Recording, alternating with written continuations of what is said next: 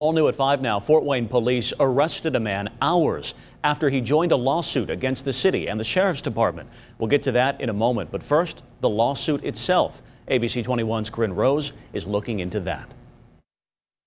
The primary purpose of the lawsuit is to make sure that people can engage in First Amendment activities in Fort Wayne without fear. Friday morning, the American Civil Liberties Union, or ACLU, filed a lawsuit against the city of Fort Wayne and the Allen County Sheriff's Department that claims breaches of the First and Fourth Amendment constitutional rights of people at the Black Lives Matter protests the weekend of May 29th and later in June. After protesters flooded into the street and some hurled water bottles, rocks, and fireworks at police, officers tossed tear gas into the crowd, fired rubber bullets, and used mace to get demonstrators to disperse. The suit was filed on behalf of 3 protesters and claims the police use of unreasonable force, including the tear gas, pepper sprays, rubber bullets, and flashbangs, and shoving, created physical and emotional damage.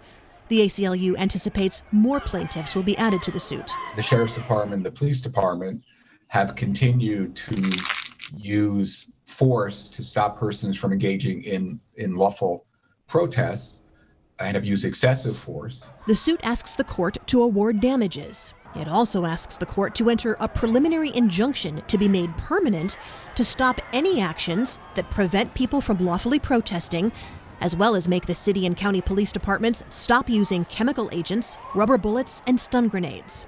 Even if there's a situation where an unruly crowd needs to be dispersed, the Fourth Amendment that protects us from unreasonable searches and seizures requires that the force be reasonable.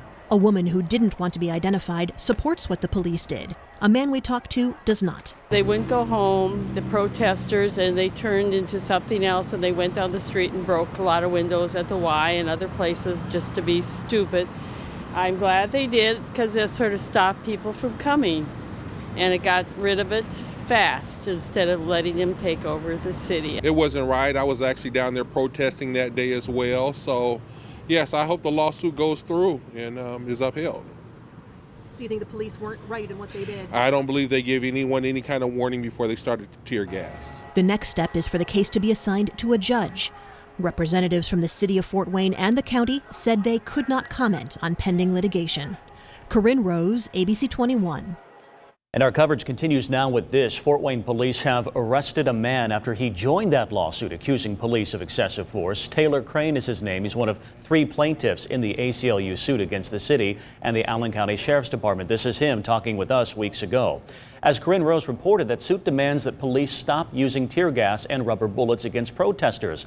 But just hours after that suit was filed, Crane was arrested and charged with obstructing traffic and disorderly conduct. Those are misdemeanor charges, and they came a month after the protest in question. We'll have more on this developing story tonight.